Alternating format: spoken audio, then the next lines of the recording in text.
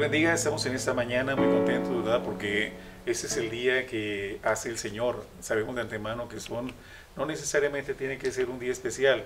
Todos los días son, hermanos, de grande bendición para cada uno de nosotros. Estamos nuevamente aquí en AME, presente, Voz en el Desierto, fortaleciendo familias, aquí en su canal 25.1, Voz y Visión. Y es un gran gozo tener aquí a nuestros hermanos, ¿verdad? Que vamos a estar aquí en el panel, ¿verdad? Llevando un tema muy importante. Y yo quisiera presentarlos en esta mañana. Nuestro hermano. Dios les bendiga, soy el pastor David Esquivel, de la iglesia Monte de los Olivos. Estamos allá por Parajes de Oriente, 1504, casa 13. Allá estamos para servirles y ponernos a sus órdenes. Amén. Y nuestro hermano, ¿verdad? Nuestro hermano pastor. Omar Barraza, pastor del Templo Casa del Alfarero, que también estamos allá al suroriente, pegaditos a lo que es el Tribunal para Menores, en la Armando Esparza 1768, y pues es un gusto nuevamente estar aquí con ustedes y agradecidos por la oportunidad que nos da el canal para llevar estos temas que pues son de interés para toda la comunidad cristiana. Amén. Yo soy el pastor Aurelio Ávila de Manantiales de Vida Eterna, ¿verdad? Estamos aquí nosotros en Ignacio La Peña, y es 921, esquina con 5 de mayo, Colonia Partido Romero. Nosotros tenemos los servicios a las 12, ¿verdad? De mediodía, y todas las personas que están cerca de esta ubicación, pues están invitados cordialmente a nuestros servicios que tenemos cada domingo. En esta mañana, pues estamos también, invitándoles también a un evento que va a tener, Alianza Ministerial Evangélica, el día 9, el 9 de abril, que es el próximo, ¿verdad? El próximo sábado. Entonces vamos a tener el 57 aniversario de AME aquí en Centro Vida. Va a ser, el día 9 a las 6 de la tarde en Centro Vida. Y todos los ministros, ¿verdad?, que nos conocen, ¿verdad?, están cordialmente invitados a este evento. Va a ser una fiesta muy hermosa y que esperamos que nos visiten. En esta mañana pues vamos a estar tomando un tema, ¿verdad?, que a lo mejor, ¿verdad?, que es un poquito espinoso, ¿verdad? Pleitos entre cristianos, ¿verdad? Y muchas veces dice uno, pues no puede ser posible, ¿verdad?, que haya ese tipo de actitudes, de emociones negativas dentro, ¿verdad?, de la iglesia del Señor. Pero hermanos, necesariamente tenemos que abordar esos temas porque ya teniendo conocimiento de lo que Dios nos dice a través de este tipo de emociones negativas, yo creo que vamos a corregir muchas veces nuestra forma de actuar, de conducirnos, de hablar, y eso nos va a llevar a tener, hermanos, que más templanza, más obediencia a la palabra de Dios y a Dios mismo.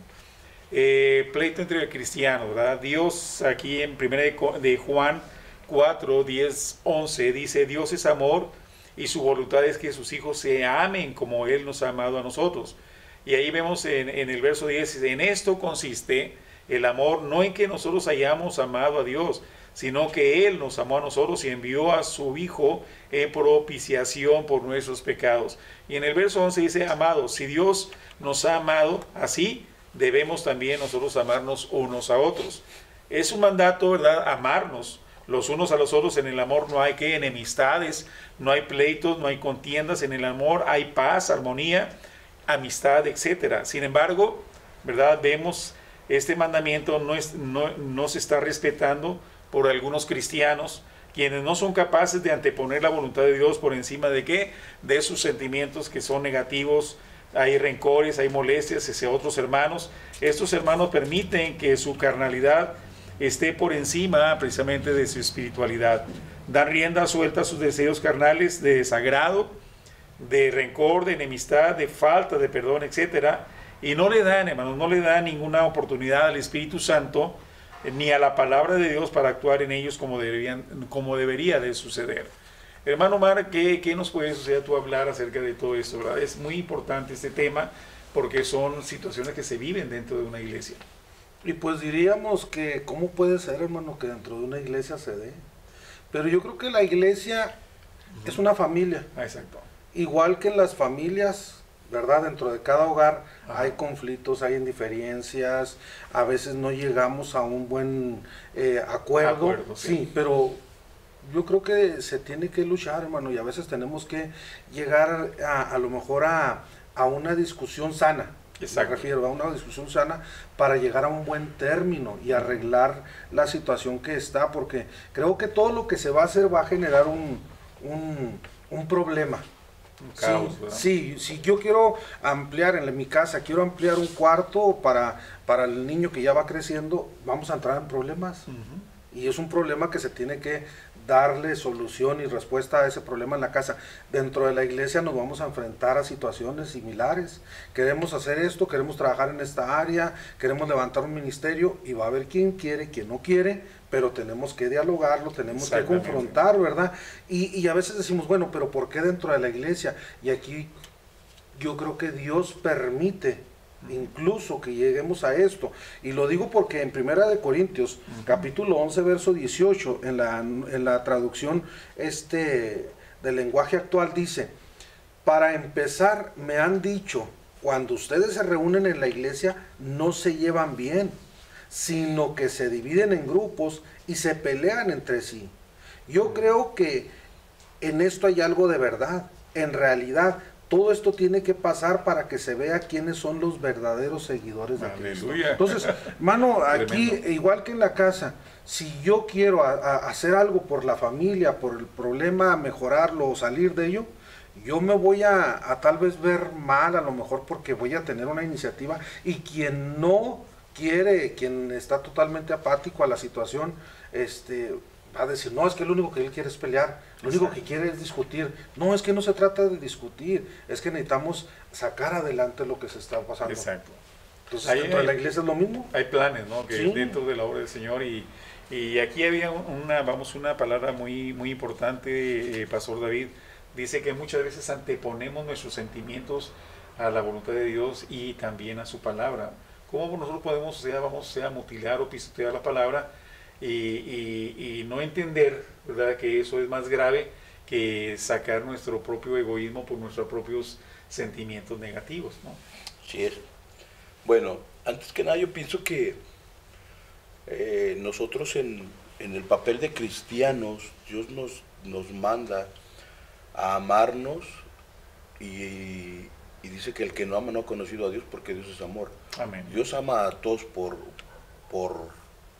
lo general, pero también tenemos que ver que amar no es estar de acuerdo con el pecado, con la arrogancia, con el orgullo, con toda la carnalidad. O sea, sí los amamos, sí, porque dice que Él ama a todo el mundo, porque de tal manera amó Dios al mundo. Exacto. Sí, o sea, está amando a todo el mundo, aunque no está de acuerdo. Dice que Dios ama al pecador, pero aborrece el pecado. Exacto. Y si nosotros somos imagen de Dios, tenemos que ser eso, como Dios es.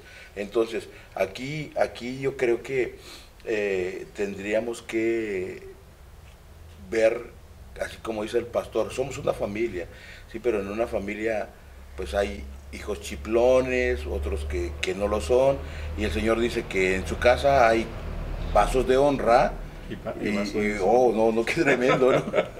Qué tremendo. Vasos de deshonra, ¿no? Sí, no, entonces tendremos que trabajar ahí, pero yo creo que ahí todo va en base de doctrina, todo va basado a la doctrina que tenemos que llevar y aplicarla a nuestra vida, porque si hablamos del amor y no lo vivimos, entonces ahí sí como que vendríamos a chocar. Sin embargo, voy a volver a recalcar, amar no es estar de acuerdo con el desorden que está haciendo esa persona. Exactamente. Por ejemplo, vemos nosotros aquí en Romanos 8, 5, 8, dice, porque los que son de la carne piensan en las cosas de la carne, pero los que son del Espíritu en las cosas del Espíritu. Verso 8 dice, y los que viven según la carne, aquí hay una exhortación muy fuerte, dice, no pueden agradar a Dios. Ahora, para mantener enemistades y pleitos entre ellos, viven según la carne y se convierten en enemigos de Dios. Y no pueden agradar a Dios porque no les importa lo que Dios espera de ellos cuando hay inconvenientes entre hermanos. Jesús nos enseñó cómo resolver los problemas entre hermanos. Sin embargo, ¿verdad?, pocos cristianos se sujetan a estas normas. Por ejemplo, Mateo 18, 15 y 17 dice, por tanto, si tu hermano peca contra ti, ve y repréndele estando tú y él solos. Si te oyere, has ganado a tu hermano. Y verso 17 dice, si no los oyere a ellos, dilo a la iglesia, y si no oyeres a la iglesia, tenle por gentil y publicano. Ahora, los que hemos entendido, hermanos, muchos cristianos es que Dios es amoroso, misericordioso, pero también es, hermanos, pero también es gusto, le da gusto, hermanos, también que nosotros como cristianos nos llevemos bien, ¿sí o no? Pero hay otra cosa también, que, hermanos, el pago a cada uno de nosotros va a ser conforme a la obediencia o a la desobediencia que nosotros tengamos. Ahora, ponen estas personas que son gente rencillosa, gente, ¿verdad?, pleitista, ponen su salvación en peligro por no querer resolver los problemas que existen entre ellos. Como decía aquí el pastor Omar, ¿verdad?, es muy interesante que nosotros no veamos culpables, ¿verdad? Porque en un momento dado todos somos culpables cuando nos enganchamos en una discusión, en una situación que no va a traer edificación, ni trae testimonio a la gente que nos está observando.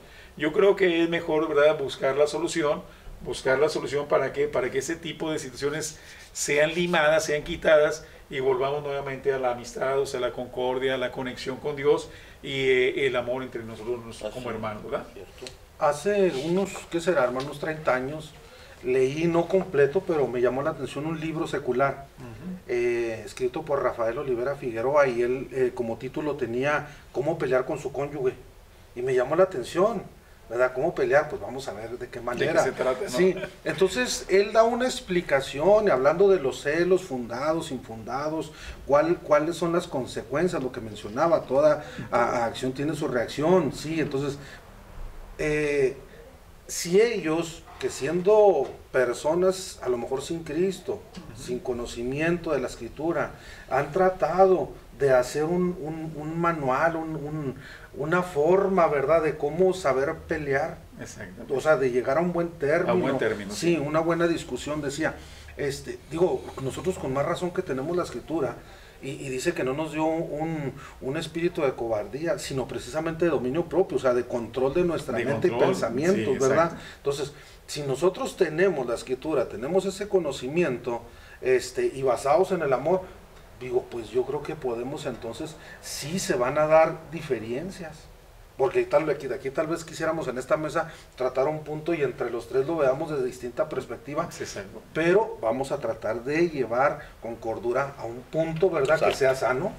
Pues yo creo que la Biblia es el catalizador, ¿verdad? O sea, yo puedo tener un solo pensamiento, el otro, tú otro, pero conforme a la palabra, que es un catalizador que nos norma, o sea, vamos, nuestras opiniones y las maneja de tal manera que todos lleguemos a un punto de referente que nos dé, ¿verdad?, algo práctico. Y a lo mejor yo estoy errado en mi pensamiento, en mi postura, pero la Biblia me da la directriz para yo poder ajustarme a lo que dice la Biblia, ¿no? Por ejemplo, vemos nosotros, por ejemplo, aquí en Romanos 12, 17, 18, no paguéis a nadie mal por mal, procurad lo bueno delante de todos los hombres, si es posible, en cuanto dependa de vosotros, estad en paz con todos los hombres. Esa es una exhortación que Dios nos da en la palabra. No es mi opinión, no es mis sentimientos que están fuera de control. Es la palabra que me da la directriz para que yo me ajuste, ¿verdad?, a lo que Dios, a lo que es la voluntad de Dios, y que yo me conduzca en una forma muy apropiada, ¿verdad?, conforme a un siervo de Dios. Por ejemplo, los pleitos entre hermanos es un pecado que ha perjudicado a muchos hermanos en las iglesias durante siglos. Pablo reprende a los hermanos en Corintios porque había pleitos, lo que decías tú ahorita, divisiones, contiendas, enemistades entre ellos. Y 1 Corintios 6:7 dice, así que por cierto, es ya una falta en vosotros que tengáis pleito entre vosotros mismos, ¿por qué no sufrís más bien el agravio? ¿Por qué no sufrís más bien que el ser defraudados? Pero ahí entra, ¿verdad?, entra un sentimiento muy fuerte. Dice la Biblia que tienes que recibir el agravio o soportarlo. Pero el egoísmo de nosotros, el ego de nosotros es, ¿cómo me voy a dejar? ¿Verdad? Y agarramos una postura, o sea, unas normas del mundo, que es ojo por ojo y diente por diente. Pero la postura de Dios o las normas de Dios son diferentes. Dice, el que te maldice, bendícelo. El que murmura de ti, ora por él. O sea, las normas de Dios son muy diferentes, van contrarias al razonamiento humano. Entonces, ahí nosotros tenemos que entender claramente que ahí la Biblia nos está diciendo claramente, hermanos, no paguéis a nadie mal por mal, procurar lo bueno delante de todos los hombres. Una de las cosas que le quiero preguntar a nuestro hermano pastor David Esquivel es ¿Por qué es la razón por la cual? Porque veíamos nosotros aquí en la palabra, dice, no paguéis a nadie mal por mal, procurar lo bueno delante de los hombres. Y verso 18 dice, si es posible en cuanto dependa de vosotros estar en paz con todos los hermanos. Los pleitos entre hermanos es un pecado que ha perjudicado a muchos hermanos en la iglesia durante siglos, ¿verdad? Y la pregunta era, ¿cuál es la razón por la cual hay esa doble perfil en una persona, ¿verdad? Que tiene resentimiento contigo, pero de repente te habla correctamente y te abraza, hermano, yo soy contigo, hermana, yo soy contigo. ¿Cuál es la razón, hermano? Bueno, la palabra bien drástica, y aunque se oiga de esa forma hipocresía, yo creo que es algo que se generaliza no solamente en la iglesia primitiva, hoy en día, por lo mismo, y Pablo los exhortaba y les decía que hubiese en ellos el sentir que había en Cristo, porque si había eso, el sentir que había en Cristo, volvemos al texto bíblico cuando dice, de modo que si alguno está en Cristo, es una criatura, o sea, cuando una persona ya es transformada, ya no se encamina a dos personalidades, es única, es auténtica, es verdadera. Y para pelear, pues obvio que se requiere dos personas. Y decía el proverbista, decía que el sabio calla, y dije, para pelear se necesitan dos, y dice que la palabra blanda aquieta el furor, pero la áspera. Entonces, ¿cómo podemos tratar a veces con este tipo de cosas así que son tan difíciles hoy en día? Pues yo creo que, como lo dijo usted hace rato, no enganchándonos, no cayendo en el juego y demostrando quién vive en nosotros. Exactamente. ¿Quién vive en nosotros? Porque si Cristo vive en nosotros, vamos a poder trascender, ya que hay gente que nos está observando, pastor, observando nuestras reacciones, si de verdad en nosotros hay esa humildad, o nos movemos bajo la carnalidad llamada soberbia, bajo la carnalidad llamada orgullo. Y yo creo que si hay algo que debe de generalizar a la iglesia de hoy, es eso, que la gente vea en nosotros ese Cristo que predicamos o ese Cristo que decimos. Yo luego les digo a la iglesia unas palabras que aprendí de mi amigo. Vengan aquí como pecadores. Aquí no me vengan a demostrar que son santos, aquí vengan a demostrar que son pecadores para que allá afuera sean lo que Cristo quiere que sean. Así es, exactamente. ¿Verdad? Ahí hay un punto muy importante, ¿verdad? La dualidad que hay, vamos, en cierto tipo de cristianos. Pero vamos a ver aquí, hay cristianos que no les importa tener pleitos o conflictos delante de los incrédulos, como que les da más efervescencia, ¿no? Estar descalificando a alguien delante de una multitud, y ellos no se frenan si son cristianos o son incrédulos, ¿no? Y el primer punto que tenemos aquí es, ¿por qué las personas cercanas a nosotros que conocen nuestra vida no se convierten a Cristo? Hay muchas razones, algunos son incrédulos, otros tienen falsas creencias, otros no quieren compromisos, pero algunos no lo hacen porque han visto nuestros malos ejemplos, ¿verdad? Ahora, les hablamos de Cristo, pero ellos ven en nosotros nuestro irrespeto a lo que les enseñamos. Les pasa a los cristianos lo mismo que a los judíos. Se jactaban de ser judíos, de tener la ley, pero su mal ejemplo traía blasfemia sobre el nombre de Dios. Por ejemplo, Romanos 2, 23, 24 dice, tú que te jactas de la ley, con infracción de la ley, deshonras a Dios. Verso 24, porque como está escrito, el nombre de Dios es blasfemado entre los gentiles, o entre la gente inconversa, por causa de vosotros. El nombre de Cristo es blasfemado entre los incrédulos por culpa de algunos cristianos. 1 Corintios 6:1 dice, ¿osa alguno de vosotros cuando tiene algo contra otro ir a juicio delante de los injustos y no delante de los santos? Y este es un error que aún hoy se comete, cristianos que buscan a incrédulos para resolver los problemas que hay entre ellos. Tremendo. Tremendo, ¿verdad? ¿Qué es la razón, o sea, Omar, de esa situación?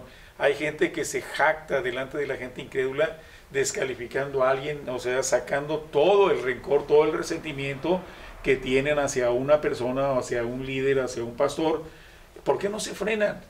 ¿Por qué no se frena? ¿Por qué no se están dando cuenta que la Biblia nos está diciendo, verdad, que es un pecado, es una cosa tremenda blasfemar el nombre de Dios en frente de un incrédulo? O sea, se están blasfemando el nombre de Dios. ¿Por qué?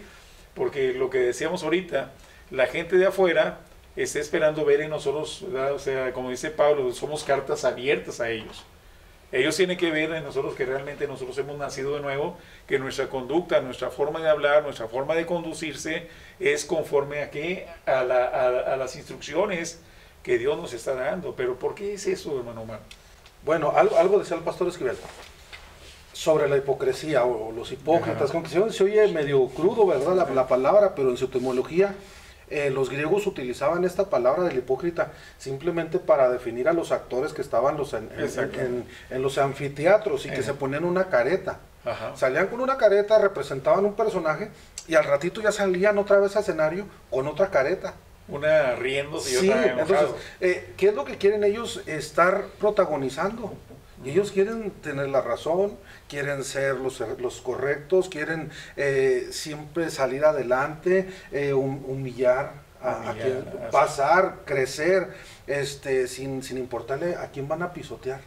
¿Por qué? Porque no tienen el amor de Dios. Exacto. No saben reconocer. Entonces, si aquí ellos reconocieran y se arrepintieran de todo lo que están haciendo, o sea, si estuviera esta metanoia en su vida, ese cambio, esa metamorfosis en su vida, creo, hermano, que entonces diría, yo no tengo por qué tener aquí una cara y por qué tengo la otra cara acá.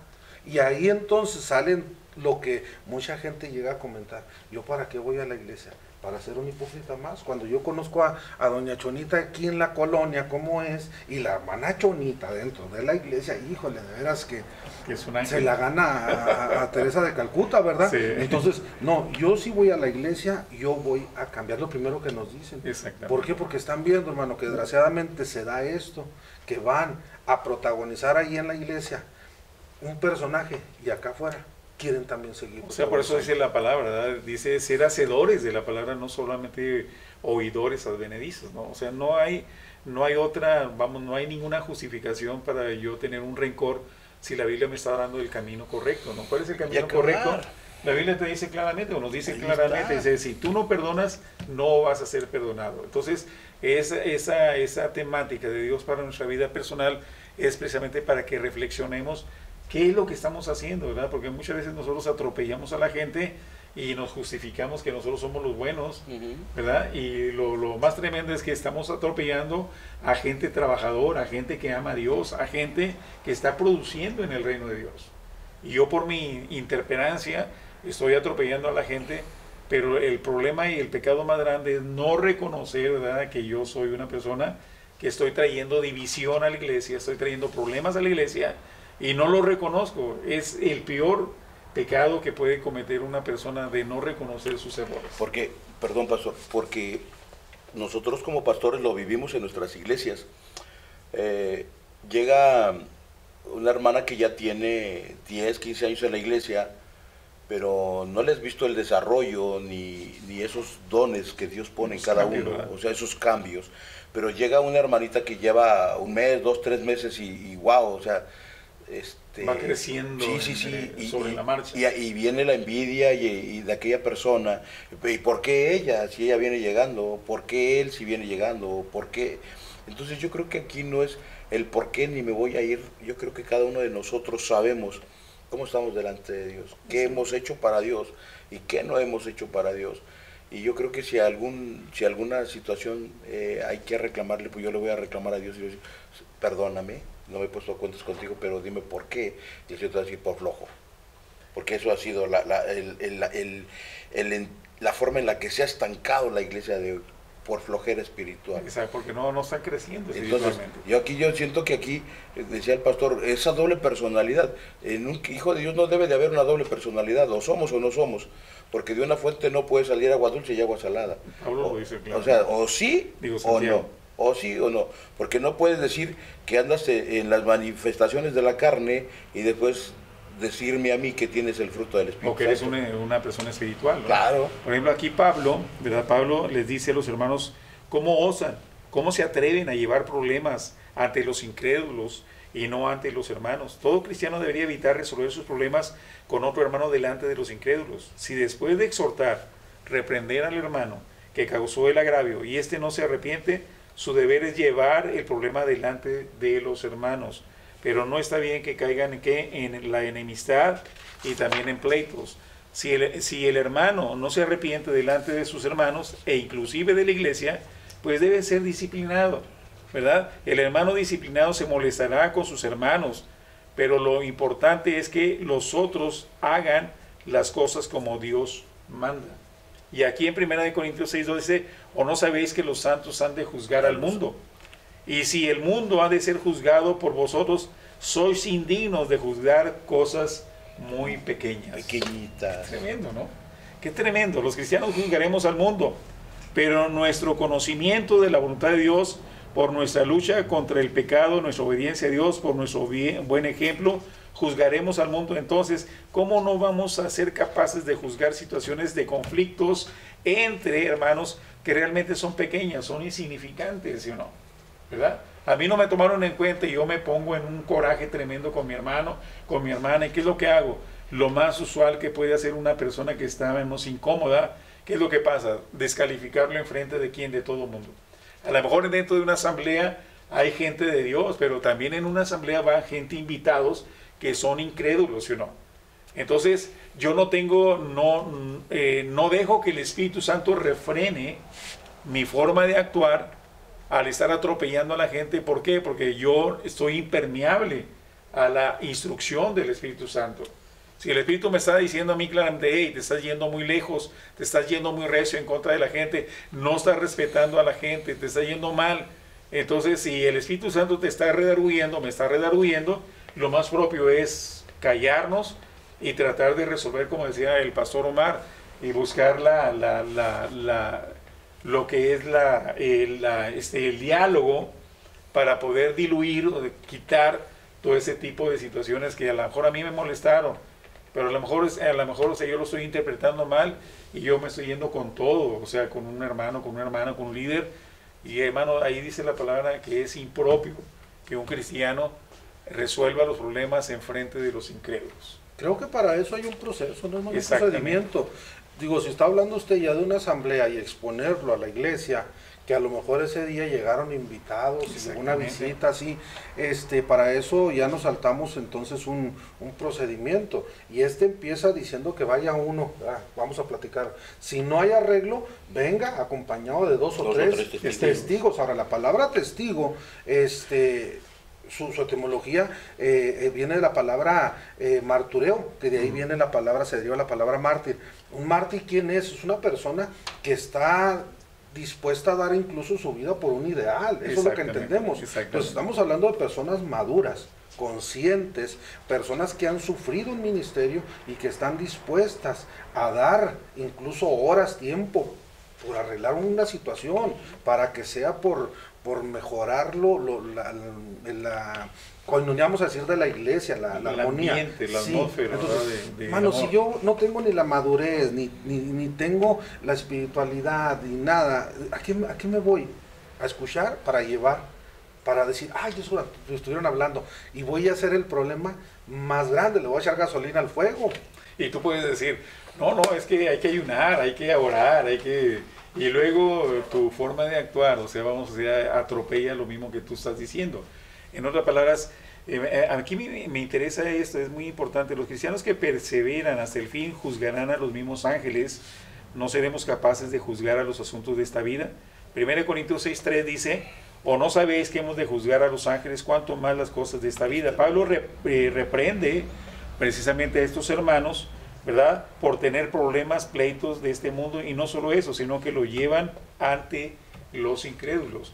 Y luego ahí en el 1 Corintios 6:4 dice, si pues tenéis juicio sobre cosas de esta vida, ponéis para juzgar a los que son de menos estima en la iglesia. Pablo les reprende para que se avergüencen, porque no tienen temor de Dios ni la sabiduría que deberían tener de la palabra. Qué tremendo, ¿verdad? Que es que la misma palabra no es mi opinión, no es tu opinión ni la opinión mía, es la opinión de Dios. Y Dios está diciendo claramente, ¿verdad?, que ahí no tienen temor de Dios, no tienen la sabiduría, que deberían de tener de la palabra de Dios. Entonces, si yo estoy diciendo que soy una persona madura en Dios, que soy una persona espiritual, entonces ¿por qué se desemboca esas emociones negativas en frente de los hermanos?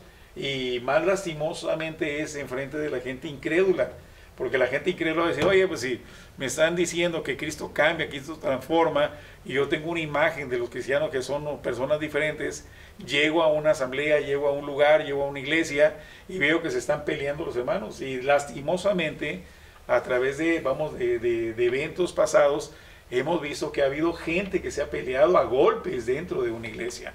¿Qué quiere decir? No respetan a Dios, no respetan la casa de Dios. Entonces tú no puedes decir que esa gente son reverentes, son irreverentes. ¿Por qué? Porque no les interesa lo que Dios opine.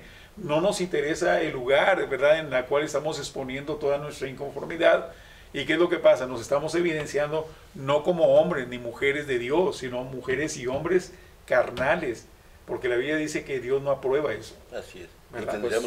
Tendríamos que empezar a practicar esos principios bíblicos de sujeción y humildad.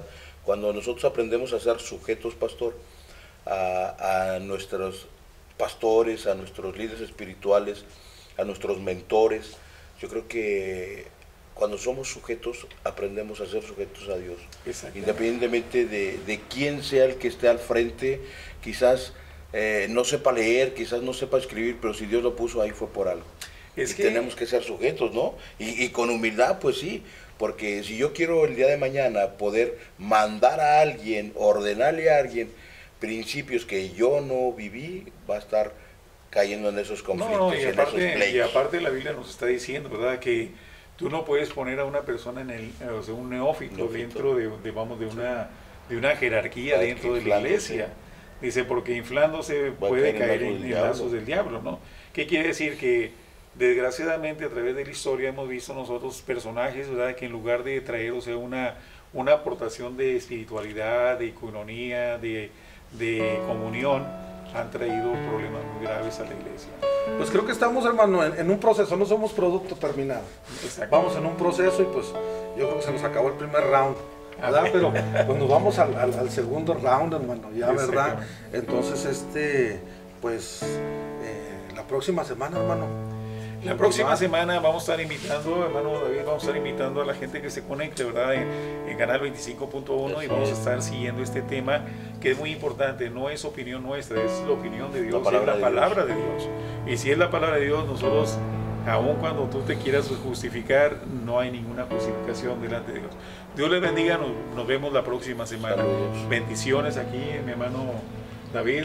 Servidor, pastor David Esquivel, de la iglesia Monte de los Olivos. Nuestro hermano. Dios los bendiga, el hermano Omar Barraza, pastor de la iglesia Casa del Alfarero, y lo esperamos la próxima semana. Pastor Aurelio Ávila, presidente de la Alianza Ministerial Evangélica y también pastor de Manantiales de Vida Eterna. Nos vemos la próxima semana. Dios les bendiga.